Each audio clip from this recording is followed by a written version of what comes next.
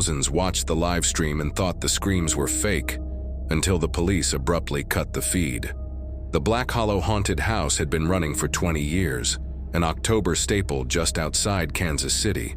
But that year, the owners wanted to do something different, something viral. They announced Live Night, a one-night-only event streamed across YouTube, TikTok, and Twitch.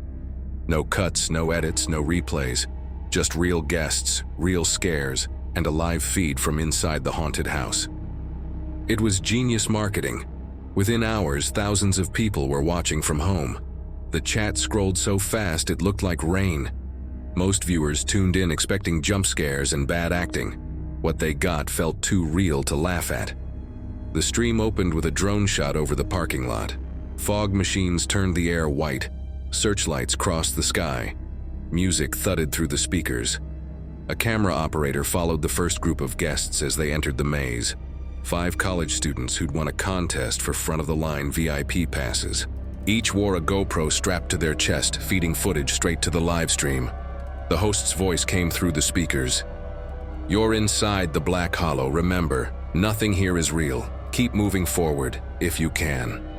The audience loved it. The comments flooded in. "This is crazy. Best marketing ever. Totally fake, but fun." The guests laughed at first, reacting to the flashing lights and chainsaw actors. But as they reached deeper into the building, the tone shifted. The effects changed, slower, quieter, more psychological. The lights dimmed, the air turned cold, and the music cut out. One of the girls, Megan, asked, "Are they supposed to turn the lights off like that?" No one answered. Their flashlights flickered, catching glimpses of mannequins positioned too close together. One of them twitched, or maybe it didn't. On the live stream, the chat exploded. "Wait, did that one move? Pause it at 12:47, bottom left. I swear that's a real person." The next scare hit hard. A hallway lined with doors that slammed shut one by one as they walked past. The last door stayed open, showing only darkness beyond. The group hesitated. "Probably the exit," one guy said, laughing nervously.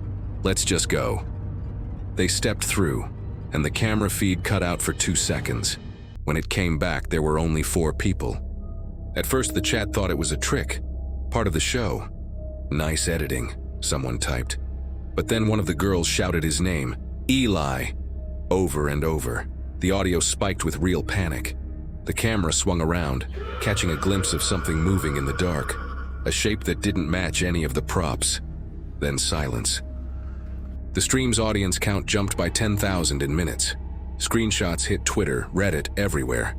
People clipped the missing frames, slowed them down, zoomed in. Some said it looked like a man in a hood. Others said it looked wrong. Too long in the arms, too tall for any actor. Inside the haunted house, the remaining guests screamed for help. The live stream kept rolling. They tried retracing their steps, but the layout had changed. Walls closed off, doors sealed, paths that had been open now leading nowhere. From outside, management insisted everything was under control. To the viewers at home, it looked anything but. At 9:42 p.m., the main camera feed froze on a wide shot of the hallway. A figure stood at the end, head tilted, face hidden. Static buzzed through the mic. Then the feed went black. For exactly 11 minutes, nothing streamed. The chat filled with confusion, then fear, then silence. When the video returned, police lights flashed outside the haunted house. The feed cut to the host, standing pale in the parking lot. He was trying to smile, but his voice shook. "We're experiencing technical difficulties. Everyone's safe.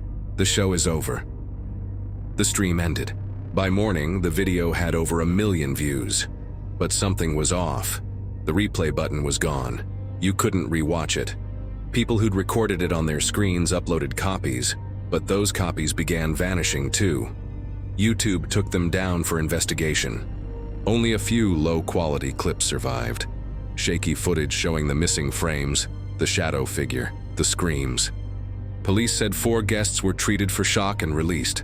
One, a 22-year-old man named Eli Turner, was still missing. Authorities claimed he'd likely exited the building through an emergency door, though no camera ever caught him leaving. Then 2 days later, the live stream reappeared.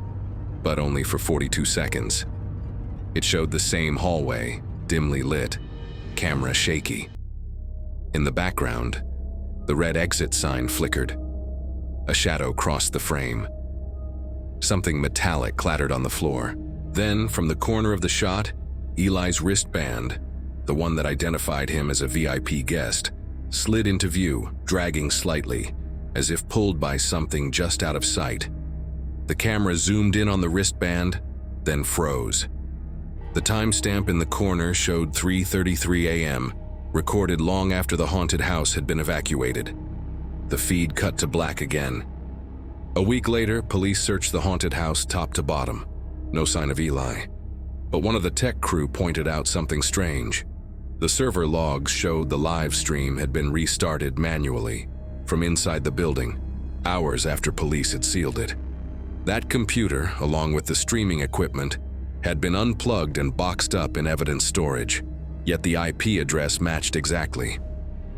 They ran the logs again.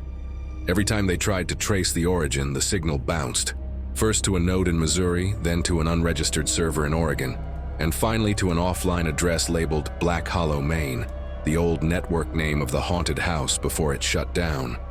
When the building's owner returned to retrieve equipment a month later, he noticed one of the cameras still mounted near the exit sign.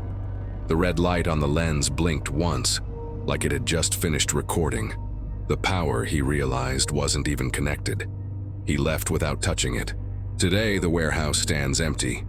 The Black Hollow logo is still faintly visible on the wall, half covered by graffiti.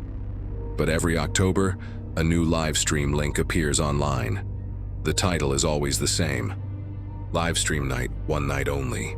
The stream starts with an empty hallway. Just fog, flickering lights, and the faint sound of breathing that isn't coming from the camera. It never lasts long, just 42 seconds. And then it goes black. If you like true horror stories just like this, make sure to like the video and subscribe to Legendary Scary.